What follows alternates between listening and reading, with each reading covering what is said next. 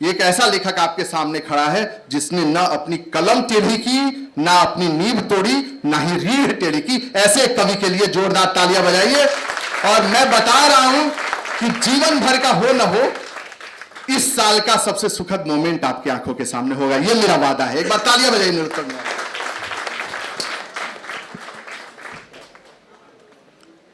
मां शारदे को प्रणाम करता हूं। बहुत बहुत धन्यवाद चंदन जी।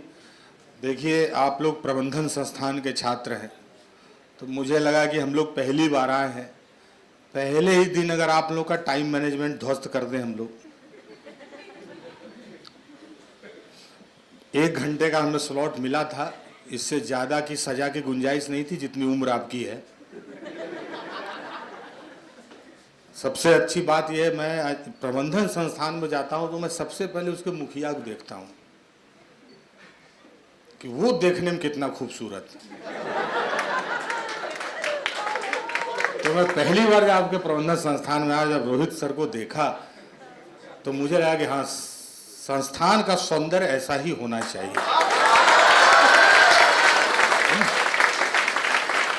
क्योंकि हम लोग एमबीए वाले के बारे में ऐसा धारणा बना कर, हम लोग जैसे हम जब एमबीए हम सोचे करेंगे तो हमको कहा कि आपका मुंह ही वैसा नहीं है। इसमें टैलेंट से होता होगा, मुंह से कैसे मैनेजमेंट होता है, समझ रहे हैं? तो आप लोग ऐसे मुंह वाले लोग हैं जिनके पास मुंह नहीं है, फेस है। तो जो फेस है, फेस वाले फेशियल कराते हैं, आप ही लोग फिर समस्या फेस करेंगे, फिर एक दिन देश आपको फेस करेगा, है ना? तो ये होता है प्रबंधन। मैं एक प्रबंधन संस्थान में गया था, हम लोग 12 कवि थे। देखिए क्या मैनेजमेंट होता है। 12 के लिए नाश्ता का प्लेट आया और आप यकीन कीजिए कि 12 प्लेट में काजू गिन के दिया था 6-6 ठोक।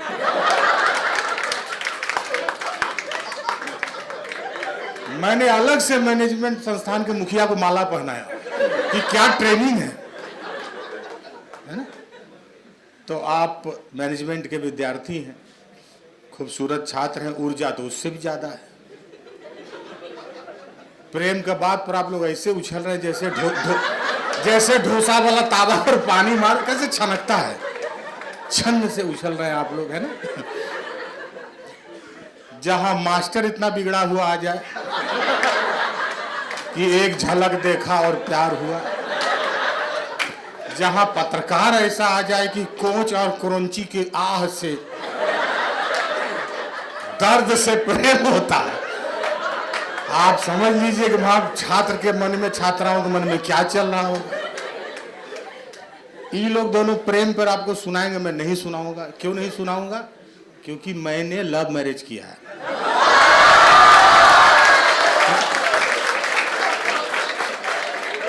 हम फर्जी वाला नहीं पढ़ते हैं कि देखा तो प्यार हुआ, नहीं हुआ, हुआ उठाए ब्याह किए।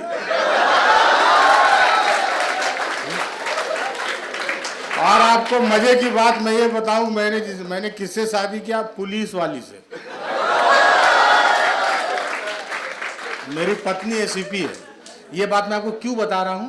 मैं आपको इसलिए ये बात बता रहा हूं कि बाबू, इस उम्र में प्रेम उरेम पर लिखने पर समय मत बर्बाद करना। मैनेजमेंट के विद्यार्थी हो ना, टाइम बहुत कम है, आपको एक प्रबंधन के हिसाब से काम करना है।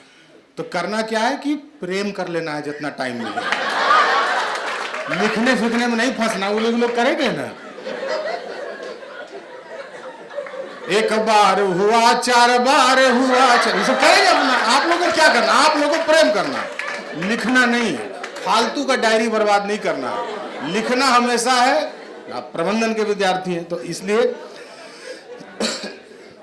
मैं तो प्रेम पर इसलिए भी नहीं लिखता हूं। मैं सोचिए कि मैं इन लोगों जैसा स्वतंत्र हूं नहीं। पत्नी पुलिस में है, उसको सताने के लिए वेतन मिलता है सरकार के द्वारा, आप सोच सकते हैं, है ना? मैं कभी सोचता हूँ मैं भी प्रेम पर लिखूंगा। भाई लोग, जवान लोग लिखते हैं तो मेरा भी मन करता है भाई लिखूंगा मैं भी।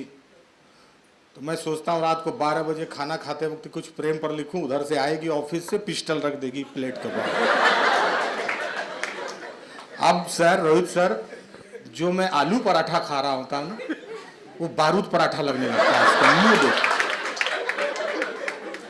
उसके बाद इतना घिनहा कहानी सुनावेगी कि हम कहाँ रह गई, 12 बज गया रात का, क्या बताएं, बगल वाले मोहल्ले में टंकी में एक लाश मिला,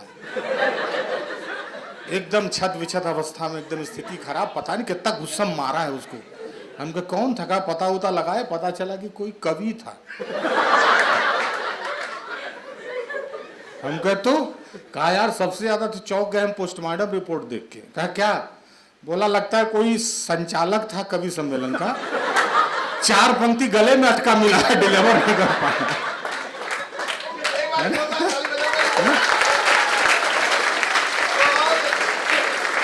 लेकिन मैं आपको प्रेम पर भले ना सुनाऊं, क्योंकि इतना उम्र में जितना बिगड़ना था आधा घंटा में आप लोग हो चुके हैं। अब इसमें ओवरलोडेड चीज विथ सेजवान सॉस डालने का कोई मतलब नहीं है ना। मैं सिर्फ आपको इसलिए कह रहा हूं कि कवि सम्मेलन कतई इसलिए नहीं हो रहा है कि हम आपसे तालियां बजवा रहे हैं। कवि सम्मेलन इसलिए जरूरी है कि आप सभी बिहार के छात्र हैं। आप जब बिहार से बाहर जाते हैं तो जिस चंपारण को कभी गांधी के लिए जाना जाता था, नई पीढ़ी उसको मीट की हांडी के लिए जानती है। ये संक्रमण आया है हमारी पीढ़ी के सामने। हमारी पीढ़ी कॉन्वेंट में पढ़ रही है, अब अंग्रेजी में बोल रही है, बोल भी नहीं रही, अंग्रेजी में हिचकती है, हिचकी लेती है, वाह यो या आई, पूरा बोल भी नहीं पा रही है। ये सब छींकता है अंग्रेजी में से, हिंदी में लोग छींकेगा तो ये गिरा देगा, ये सब फॉल सीलिंग ऐसा छींकेगा, और अंग्रेजी में छींकिएगा चीक कर देगा। आपको पता चल जाएगा इंग्लिश मीडियम में छींका, हिंदी मीडियम में अलग छींकता है। अच्छा, छींकने के बाद ऐसे सॉरी बोलता है जैसे कि आदमी काट के आ रहा है। अरे छींको आराम से, लोट लोट के छींक, इसमें सॉरी कौन सा बात है।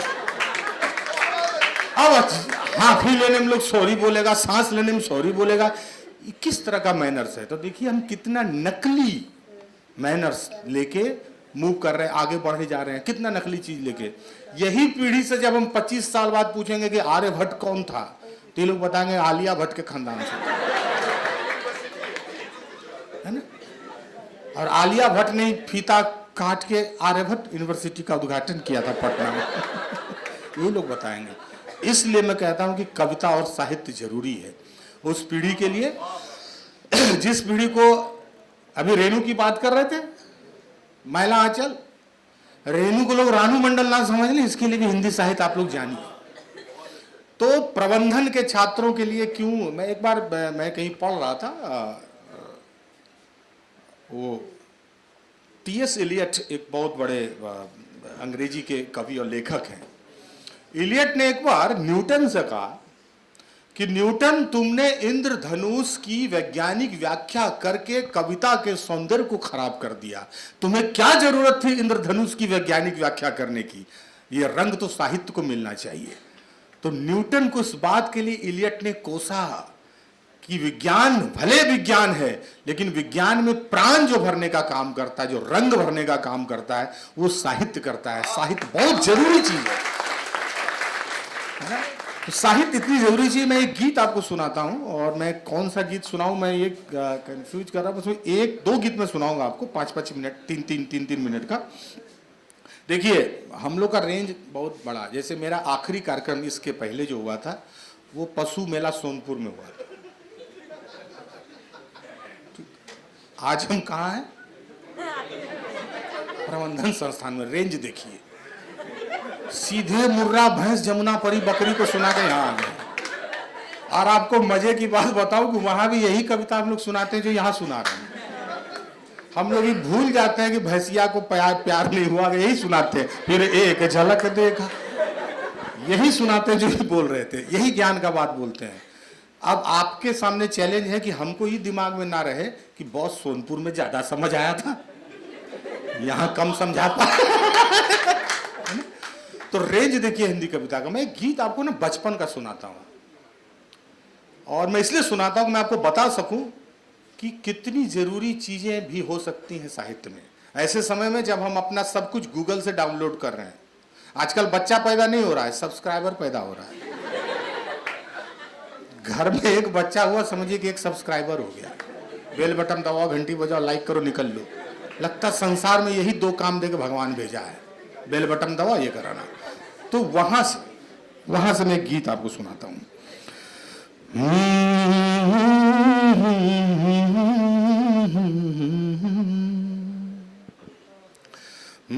अरे कहाँ गया है मेरा दिन वो सलोना रे। अभी अभी आप लोग बचपन का मुहाना छोड़ के आए। मैं जानता हूं कि मोबाइल आपको जबरदस्ती जवान कर रहा है, आप हुए नहीं है, हम प्रोसेसिंग भूल गए हैं। आजकल मैं देखता हूं 12 बरस का बच्चा रजाई में घुसता है, सुबह जवान होकर निकल रहा है ना। प्रोसेसिंग हमसे छीन लिया गया है। अब हम नहीं बता पा रहे अपने बच्चों को कि तुम अभी बालक हो, फिर किशोर बनोगे, फिर लड़का और लड़की बनोगे, फिर जाके जवान बनोगे, अब बूढ़ा हुआ कंट्रोल। बुढ़वा कंट्रोल में नहीं है, प्रोसेसिंग ही खत्म हो गया है। इस प्रोसेसिंग को कैसे बचाए रखना है? कि कहां गया है मेरा दिन वो सलोना रे, दिन वो सलोना रे। कि हाथों में था मेरे अरे माटी का खिलौना रे, अरे वही मेरा चांदी था, वही मेरा सोना रे। अरे कहाँ गया है मेरा दिन वो सलोना रे, दिन वो सलोना रे। और क्या था बचपन। आजकल के मैं बच्चों को देखता हूं, अपने चाचा का परिचय लोग कराते हैं मेरे फादर के, मेरे डैड के भाई हैं, और चाची का परिचय लोग कराता है कि हमारे माई के दुश्मन। हमने रिश्तेदारी यहां तक ले आए हैं। लेकिन एक बचपन जो आपका बचपन था, आप आखिरी बचपन है जो जिसके पास कहानी है। क्योंकि जो आप अब हमारी पीढ़ी, जो हमारे बच्चों की पीढ़ी आएगी, हमारे पास कहानी कहां होगी। हम तो उसको डाटा दे देंगे, बेटा ये जीबी रख लो, 30 सेकंड का रील देंगे उसको कहानी के तौर पे। तो 30 सेकंड के रील में हम कहानी कहां से सुना पाएंगे? फिर कविताएं नहीं सुना पाएंगे, फिर हम ही लोग हो जाएंगे डायनासोर।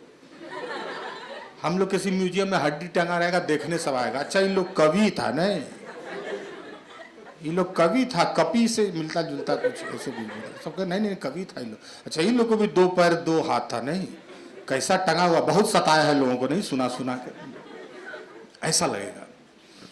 कि जहां मन जाते थे अरे जो मन खाते थे, और गेंदा के फूल से तितली उड़ाते थे।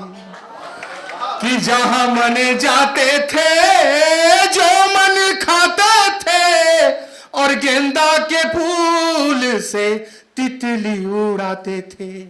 कि दोनों हाथ ऊपर करके हवा हवा होना रे, कहाँ गया है मेरा दिन वो सलोना रे, दिन वो सलोना रे। और क्या था बचपन की रिश्तेदारी। आप ये जो फ्रेगनेंस लगाते हैं ना अरमानी का, आप खुशबू और फ्रेगनेंस का अंतर नहीं समझ पाएंगे अगर आप दादा दादी नाना नानी के पसीने की खुशबू को अगर आपके नथुने ने छुआ नहीं है ना, तो आप कभी समझ नहीं पाएंगे कि फ्रेगनेंस आता है और 8 घंटे की गारंटी के बाद उड़ जाता है, और खुशबू सदा के लिए आपके व्यक्तित्व में बसी होती है, जिसकी महक आप पूरी दुनिया में अपने काम से फैलाएंगे, अपने नाम से फैलाएंगे। ये खुशबू है, ये फ्रेगनेंस नहीं है। कि माटी हम खाते थे अरे धूल में नहाते थे, सारी धरती थी अपनी कहीं लौट जाते थे। और आसमां पे आंखें थी अरे हाथ में सितारा था, और चांद मेरा मामा था, सूरज भी हमारा था। तब कौन नहीं चाहता था हाय मेरा होना रे, कहाँ गया है मेरा दिन वो सलोना रे, दिन वो सलोना रे। और क्या था बचपन। आजकल के बच्चे ये लोग जो आपको मैं देखता हूं आजकल के बच्चों को, सर पहले ही देश ना वीरांगना पैदा करता था, अब रीलांगना पैदा कर। भगवान कंफ्यूज रहता है डीपी देख के कि मुंह तो ऐसा बना के भेजे नहीं थे, ये लोग चेंज किया कैसे फिर चित्रगुप्त से पूछते, चित्रगुप्त जी रजिस्टर निकालिए, तो ऐसे मुंह का तो आदमी ही नहीं है, तो आप लाइएगा वापस किसको? कहा कि नहीं सर, ये लोग अपने अपने मेहनत से बनाया है, हम लोग तो ठीक ही बना के भेजे थे, बहुत मेहनत से ऐसा किया है ना। तो इस तरह की जो पीढ़ी है, लेकिन एक बचपन के क्यूटनेस का कंट्राडिक्शन देखिए, हमारे जीवन में कभी बचपन ही एक ऐसी घर की देहरी है जिस पे जीवन भर चाहते हुए आदमी लौट के कभी नहीं जा पाएगा, और हरदम यह आकांक्षा रहेगी कि उस देहरी को फिर छू के आ जाएं। इसी अधूरेपन के साथ हम बुढ़ापे का विसर्जन करेंगे कि बचपन की उस देहरी को बाबू कभी नहीं छू पाओगे। जहां से निकल के आए हो ना, जहां पर तुमको सब कहते हैं अब बड़ा हो गया, अब बड़ा हो गया, कितना भी बड़ा हो जाओ, एक कोना में ही बचपन बचाए रखना। मैं 40 साल की उम्र पार करने के बाद तुमसे ये बात कह रहा हूं कि हर बार कबड्डी कबड्डी कबड्डी कबड्डी वही धूरा छूना चाहोगे, लेकिन कभी छू नहीं पाओगे। कि चांद तारे तोड़ लेंगे, अरे कुछ भी सोच लेते थे, टॉफी नहीं मिलती थी तो बाल नोच लेते थे। कि एक जरा सी डांट पर, एक जरा सी डांट पर फूट फूट रोना रे, कहाँ गया है मेरा दिन वो सलोना रे, दिन वो सलोना रे, दिन वो सलोना रे। ये तुम्हारे बचपन की यादें हैं। मैं एक गीत आज के काव्य पाठ का आखिरी गीत में सुनाऊंगा। कौन सा? कल रात में सबको प्रेम सुनाने के बाद कहा है सबको गलत जगह ले जाए। आप लोगों में से कितने लोग बिहार से बाहर अभी गए हैं या जाने? अभी तो योजना खैर होगी, वो तो खैर भाग्य ले जाएगा। आप लोग सब बिहार से हैं। मैं रील बनाने वाला एक मैं गीत सुनाता हूँ। एक मेरा गीत है रील बनाने वाले लड़के। और देखिए, एक पीढ़ी है हमारे आशुतोष भैया की, हमारे भाई बड़े भैया हैं, चंदन जी के बड़े भैया हैं। इनको हम लोग हर कार्यक्रम में 10 आदमी के साथ बुलाते हैं कि अगर भैया कोई नहीं सुने तो जल्दी पहुंचिएगा। यहाँ चूंकि आप लोग बैठे थे, थोड़ा लेट आए, इत्मीनान से आए, और हमारा आदमी सिलाव का खाजा खा रहा है बाहर में, कोई जरूरत नहीं है अंदर आने की। इस तरह से कविता सुनाया जा रहा है। हम लोग के हिस्से का सारा साहित्य जो है भोजपुरी का गायक ले गया है। घटना करने से पहले घटना गीत लिख देता है, घटना बाद में होती है, पूछ के भोजपुरी गायक से आज क्या लिखे हैं वही घटित हो जाते हैं। ऑपरेशन सिंदूर हुआ, हमारे गांव के एगो चाची के देखे कि माथा में चुकुंदर लगे ले आ रही है। हम कहे चाची सिंदूर नहीं लगा रही है, कहे कहाँ से लगाएं बेटा, समूचा सिंदूर भोजपुरी के गायक ले गया है बाजार से उठा के, उस पर गीत बना रहा है ना। भोजपुरी का गायक, मैं भोजपुरी भाषी हूँ, मेरी भाषा भोजपुरी है। हम देवघर जाते हैं शंकर भगवान के पास पूजा करने, तो गणेश जी ही बाहर से लौटा देते हैं, तुम लोग पहले गाना बदल के आओ। देवता तक इन लोग से आतंकित है ना। नई पीढ़ी की बात बता रहा हूं, क्यों लिटरेचर जरूरी है, क्यों लिटरेचर जरूरी है, क्योंकि तब आपको इसी तरह से पोर्ट्रेट किया जाएगा कि शंकर भगवान का मतलब होता है जो भांग खाने वाले देवता है। क्योंकि भोजपुरी का बताता है कि भंगिया ना पिसाई गणेश के पापा, हम नहियर जात बानी। अब बताइए, बैद्यनाथ धाम कोई जाए और कांवरिया के मन में शंका रहे कि पार्वती जी हैं कि नहीं है, कि भांग पिसाते थक के चली गई है। अब मध्य प्रदेश से हैं मैडम, अभी आएंगे हमारे यहाँ बैद्यनाथ धाम, और मन में शंका रहेगा कि लोग भांग पिसवा कहाँ भेज दिया होगा शंकर जी को। बाहरे भोजपुरी गायक ऐसे कांवर लेके उछलता है, ऐसे कहो कि भैरव डर लगने लगता है कि देह पर न गिरा दिया। उस बीच से आपको लिटरेचर निकाल के लाना है, क्योंकि आप भोजपुरी का गाना तो कहीं भी सुन लेंगे, लिटरेचर कैसे सुनने जाएंगे। इसमें तो हम लोग को झोला मदारी जैसा घूमना पड़ता है, सांप नचाना पड़ता है, ताबीज बेचना पड़ता है। रोहित सर जैसे लोग हैं जो मंच दे देते हैं, तो हम लोग ताबीजें कहाँ बेचेंगे, हर हरिया सांप लेके घूम रहे हैं हटिया में, है ना। एक गीत सुनाता हूँ, एक पीढ़ी हम लोगों की है, मैंने हम भी आप ही के साथ हैं, इतने पुराने नहीं हैं, इतना तो हमारे मित्रों ने आपको बता दिया है कि अभी हम लोग पुराने नहीं हुए हैं, अभी आप लोग को और मेहनत करना है। देख रहे दोनों हिंदी कविता के दुल्हा लग रहे हैं। और हम लग रहे हैं कि बुलेरो में बैठने वाला बाराती है, पहला सीट पे बैठ गए। नागिन डांस करेंगे जब ये लोग, बरमाला करेगा, हम नागिन डांस करेंगे, ऐसा लग रहा है। हाँ, बारात उरात जाइएगा ना तो गांव में एक आध दो को बूढ़ा होता है जिसका जन्म ही हुआ है बारात जाने के लिए। मान लीजिए आपके घर से टाइम कार्ड में लिखा हुआ 4 बजे समस्तीपुर प्रस्थान करेंगे, वो आपके घर में 11:30 बजे भोरे आ जाएगा और कहेगा जल्दी जल्दी गाड़ी खोलिए। फिर लड़की वाला का भी कोई नियम और मर्यादा होता है, बहुत देर से जाइएगा, भोजन ठंडा हो जाएगा, बेइज्जती उसका होगा, कोई समझने का बात कीजिए। और 12 बजे गर्मी के दिन में, जून का गर्मी में, शीशा चढ़ा के ड्राइवर से कह के बुलेरो पहला सीट पर बैठ जाएगा। अब धोती में आग लग गया गर्मी से, फिर भी बाबुआ उतर नहीं रहा है, काहे उसको संदेह फिर बाद में सीट न मिले, ये लोग बस में ठेल देगा फिर।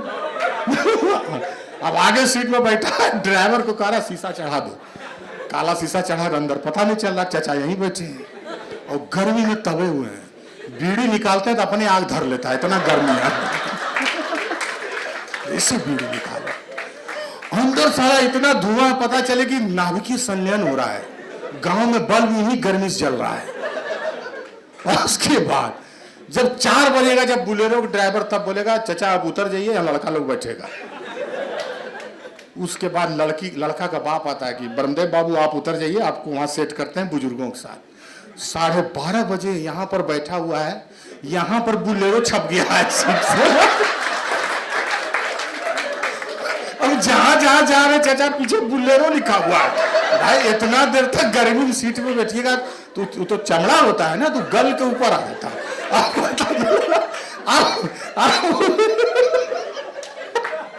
आप बस में बैठे हैं, पूरा गांव कह रहा है चाचा बुलेरो पे बैठे थे, बस में देखना, चाचा बुलेरो बैठे बस में आ गए। तो वो मिट जाए बुलेरो लिखा हुआ, इसके लिए चाचा को बस के बोर्नेट पर बैठाया जाता है, जहां प्लेन और कुछ नहीं लिखा हुआ हो। 5 नंबर गियर लगाता है, बार बार चचवा पेट में गुजर दे रहा है। और बस वाला देखता है गियर ऐसे लगाएगा पाकिस्तान के विरुद्ध युद्ध का घोषणा कर रहा है, ऐसे घुमा कैसे करेगा, और बार बार उनका नाभि जाके लग रहा है। अब एक ही बात बोलेंगे कि सब बहुत लड़का लोग इतना बदमाश है, सब पटना के दोस्त लोग आया था, बुलेरो बैठा दिया लहेड़ा सबको, पियक्कर सबको।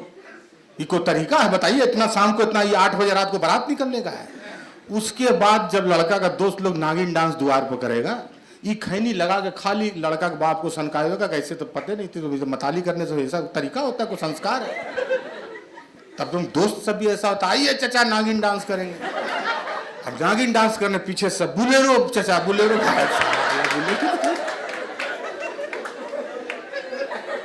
अंदर हल्ला हो जाएगा कि नागिन डांस में बुलेरो नाच रहा है।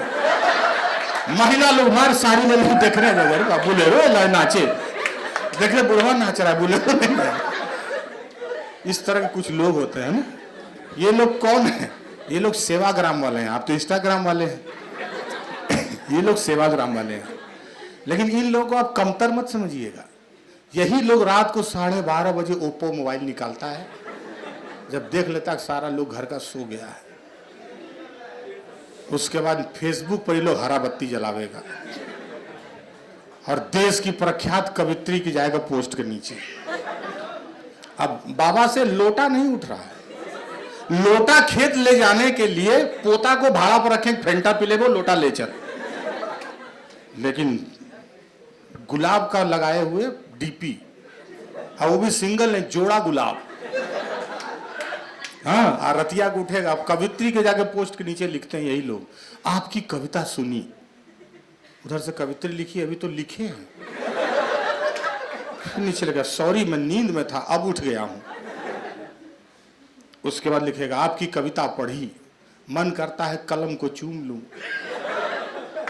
जब से पढ़ा हूं बदहवास कमरे में दौड़ रहा हूं, नाती पोता पीछे पीछे दौड़ रहा है, बाबा की भले बाबा की भले। इन लोगों की जो जिंदगी थी उसका जादू अलग था दोस्त। हम जो रील बनाने वाली पीढ़ी है ना, हमको लगता है सबसे स्मार्ट पीढ़ी हम ही है, लेकिन उसी बाबा को याद कीजिए, ऐसे ही चाचा को याद कीजिए, मामा को याद कीजिए, सोचिए उनका बचपन जब वो स्कूल जाते थे बस्ता लेके। वहां से गीत शुरू करता हूं। कि स्कूल की दीवारों पर जा दिल बनाने वाले लड़के। ये कौन लड़के थे?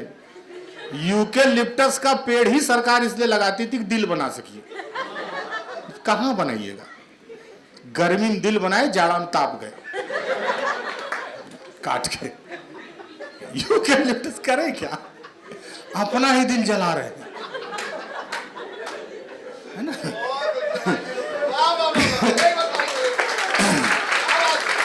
कि स्कूल की दीवारों पर जा दिल बनाने वाले लड़के, चलती तीर को हंस के अपने दिल पर खाने वाले लड़के, और उड़ती तीर भी, उड़ती तीर ढिठई जिसको बोल, आजकल का लड़का लोग स्वैग बोलता है। यार हमारे टाइम में ढिठई था, और अगर देसी थेथरई। हम लोग का एक ही थ्योरी था। जब मैं बचपन में कॉलेज में पढ़ रहा था, मैं सेंट जेवियर्स रांची में पढ़ता था, फिर मैं डीयू गया, जेएनयू गया, तो हम लोग एक ही बात समझते थे कि जितना हुज्जत उतना इज्जत, जितना लड़ेंगे भिड़ेंगे उतना कुछ मिलेगा। तो उड़ती तीर भी खुद पर लेके लड़ भिड़ जाने वाले लड़के, पर दिल टूटे तो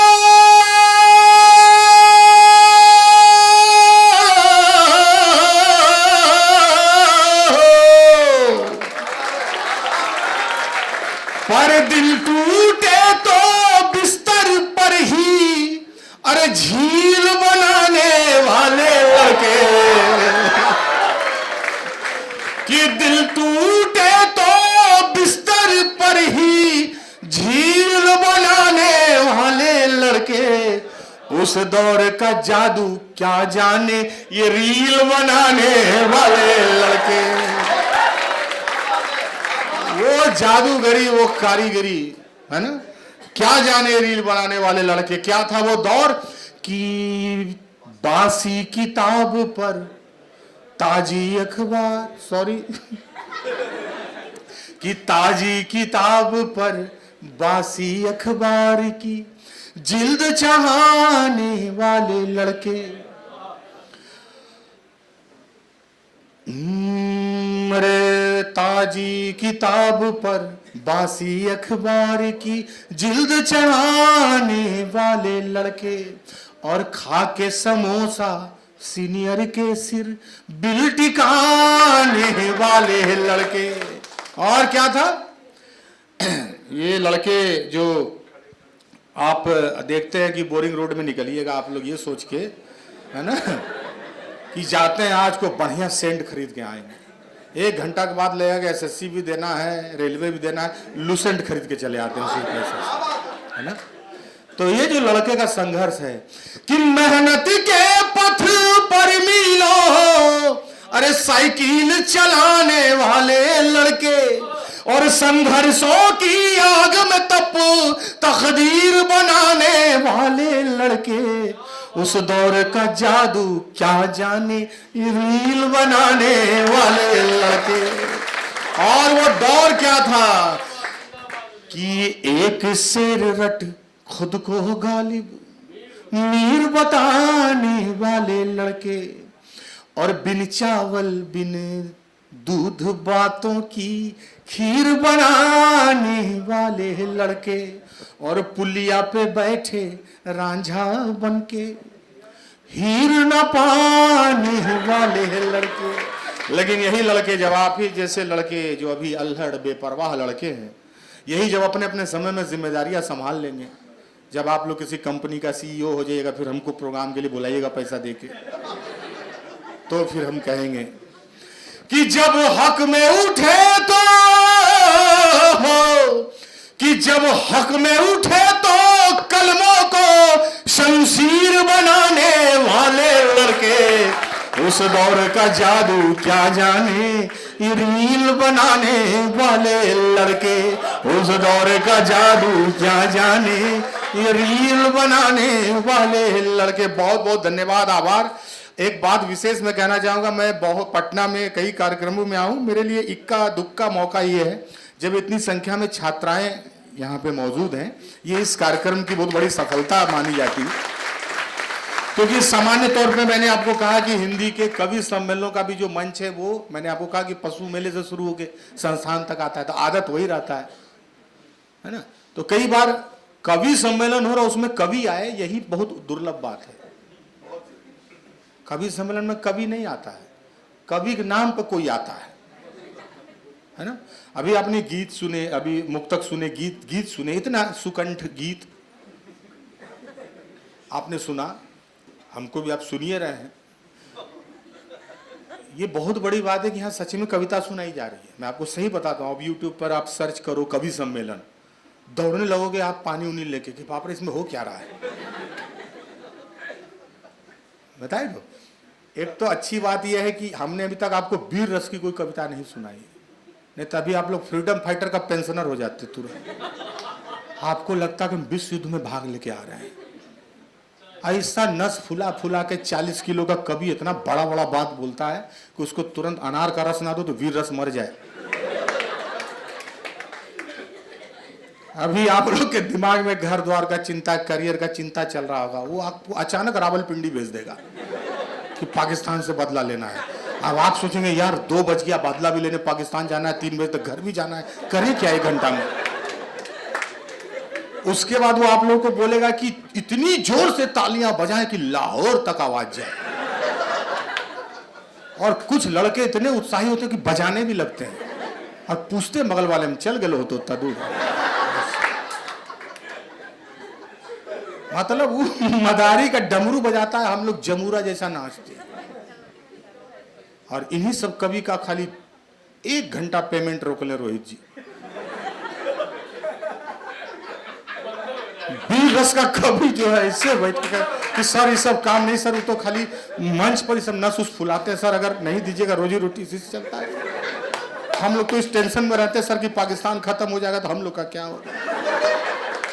किसी तरह से सोचते हैं चाइना वाइना पर फिर लिखेंगे, लेकिन चाइना पर उतना मजा नहीं आता लोगों को, क्योंकि वो लोग चाइनीज झालर वगैरह भी लगाते हैं। पाकिस्तान में बड़ा मजा आता है। एक बार लखनऊ में यार हम वीर रस के सर 8 कवियों के बीच में फंसे। पहली बात तो जान लो कि देशभक्ति का मतलब होता है देश के प्रति भक्ति।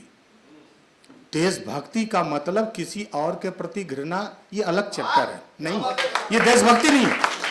देशभक्ति, मेरे देश पर जो भी आफत आए तो हम अपने देश के प्रति इतनी श्रद्धा और इतनी भक्ति, इतनी कर्तव्य निष्ठता से भरे हुए हैं कि दुनिया की कोई भी ताकत अगर हमारे देश पर आफत बन के आएगी तो हम उस पर आतंक, विपदा और उस पर हम कयामत बन के गिरेंगे। ये देशभक्ति है। लेकिन एक कवि, 7 कवि था देशभक्ति वीर रस वाला। लखनऊ में हम प्रोग्राम कर रहे थे, 1 बज गया रात, अभी तो 2 दिन बज रहा है, रात हो गया। हमको ट्रेन पकड़ना था। हम बोले चाचा अब आप 1 बचे हैं, हमको पढ़ने दीजिए, अभी आधा घंटा तुमको खून खप्पड़ धोने में लग जाएगा, इतना आप लोग कर चुके हैं। वो सब तलवार फलवार निकालता है ना, उस समय मुझे उड़ावेगा। वो कहे नहीं मैं पढ़ूंगा, मेरी उम्र हो गई है मुझे। हम कहे उम्र हो गई तो इतना युद्ध वाला कविता आप काहे पढ़ रहे हैं? कहा आपने मेरी एनर्जी नहीं देखी। हम काहे देखेंगे आपका एनर्जी, आप दिखाइए जब पैसा दिया है आपको। हम कहा अब आप शांत हो जाइए। हम पकड़े धोती चचा को बिठा रहे, मान ले रहा है, डायरी हाथ में ले ले, टांग छुड़ा रहा है। अच्छा, हिंदी कविता में लोग पढ़े इतने होते हैं, पढ़े लिखे, मतलब उनको किताब दिखा दीजिएगा तो चौंक जाता है, ये किस लिए लाया? अरे ये पढ़ने की चीज होता है यार। वो लोग सुन के ही कवि बना है। श्रुति परंपरा, जैसे वेद सुनते थे लोग, उपनिषद सुनते थे, अब श्रुति परंपरा में हम सुनते हुए आए थे। ये लोग बीच में किताब छुआ ही नहीं, ये लोग उसी परंपरा में आ रहा है कि हम सुन के कवि बन जाएंगे।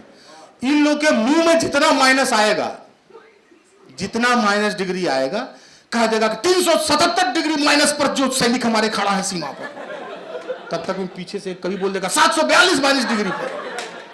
बर्फ जो है लद्दाख से चलते हुए आता है,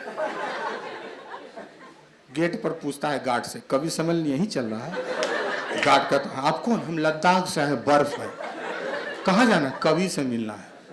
फिर ऐसे बीच से आएगा, आप लोग ताली बजाइएगा, बर्फ आ गया, बर्फ आ गया। बर्फ आके पांव पकड़ता है कवि का। कवि जी क्या हुआ? इतना ठंडा नहीं होते हम लोग। साइंस को चैलेंज करता है। 742 डिग्री माइनस पर जो हमारा सैनिक खड़ा है, ऐसा ऐसा बात बोलेगा आपको, कुछ भी मुंह में आ जाए, आंकड़ा ऐसा ऐसा देगा आप लोग को, और बार बार कहेगा कि लहू से लिखी है कविता। बगल वाला पूछता है कि एकरा खून है शरीर में, तो दूसर का बोलेगा कि लिखने में खत्म कर दिया है। हैवी लिखता है ना, हैवी। तुरंत बैठी रहेगी महिलाएं, यहाँ तो बच्चियां बैठी हुई, वहां महिलाएं बैठी रहती हैं घो घो करके बेचारी। अगर एक, आप सोचिए, एक मांग का सिंदूर जो पोछा, सिंदूर, हालांकि मांग का सिंदूर पोछने कौन आतंक में फंसा दिया है। सुनने आए थे कविता, सिंदूर तिंदूर पोछने लगा जल रहा।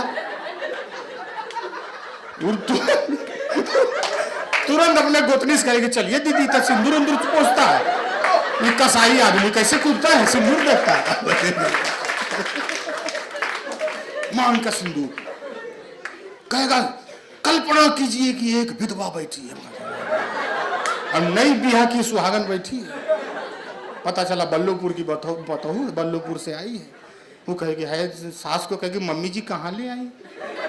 कहता है, कल्पना कीजिए एक विधवा आ रही है। अरे काहे ऐसा कल्पना करे यार, हम बढ़िया कल्पना भी कर सकते हैं कि कल्पना कीजिए कि हम दुश्मन देश के किसी सैनिक का गर्दन काट के ले आए, आतंकी का गर्दन काट के ले आए, ये भी तो कल्पना होता है। नहीं, उस कल्पना में रोइएगा नहीं आप। एक 3 वर्ष का बच्चा जिसके पिता के शादी को केवल 2 वर्ष हुए, भावुक करने के लिए, भावुक करने के लिए ऐसा गणित बोल देगा आप सोचते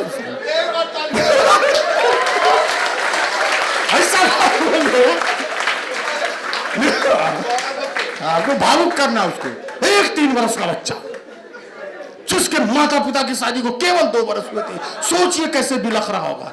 आप सोचिएगा, पहले गणित बनाने साले तब बिखलेंगे, पहले मैथ तो ठीक करने दे, हमारा दिमाग खराब है, हुआ कैसे भाई 20 वर्ष का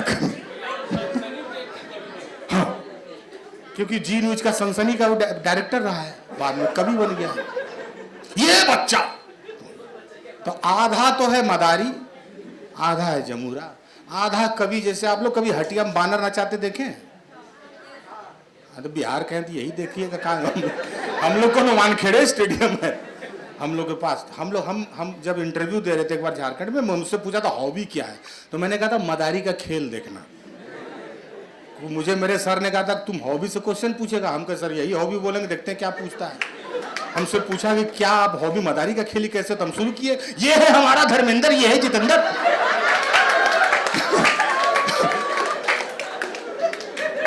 अरे आंखें फिल्म का धर्मेंद्र गोविंदा, ये देखो आंखों से नजरे, क्या हसीन क्या हिमा। अबू का भाई आप बैठ जाओ, कोई बात नहीं। हॉबी कहा, देखिए शर्मा जी हॉबी में क्वेश्चन पूछिए, क्या हॉबी कहना है? हम कहे भाई तो करे क्या, मुंगेर घर है, दूसरा वाला हॉबी बताएंगे तो अभी हंगामा हो जाएगा। इसलिए इसी हॉबी से काम चला रहे हैं। तो वहां से कवि सम्मेलन को निकाल के अगर यहाँ तक लाए IIBM में, एक गीत मैं इन बच्चियों के लिए कहता हूँ, और उसके बाद फिर चंदन जी आपको जल्दी जल्दी जो भी होगा समापन उद्यापन करके हम